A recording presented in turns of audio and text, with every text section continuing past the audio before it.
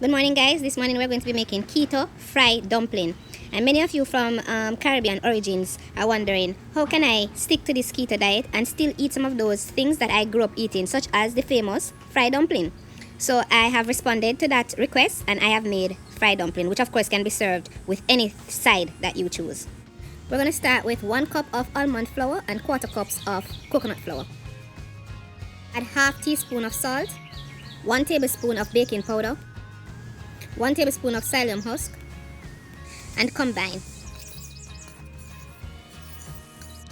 Now add 2 eggs, and if you're like me, you're going to take out the eye of the eggs, so cut down on the rawness. So add 2 eggs, combine again. Now add about 1/8 cups of warm water, not hot water, but warm water. Knead the dough and form the little balls. Place the dumplings in hot oil or under medium heat, and these need to be thoroughly cooked through, but you don't want them to burn, so you have to pay close attention to them. I kept these in for at least 8 minutes to ensure that they were thoroughly cooked through.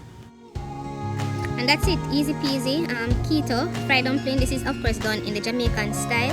I know that other Caribbean countries do their fried dumpling differently, but this is the Jamaican style fried dumpling. It came out perfectly, it tastes good, and I'm going to get ready to eat this with some callaloo and saltfish.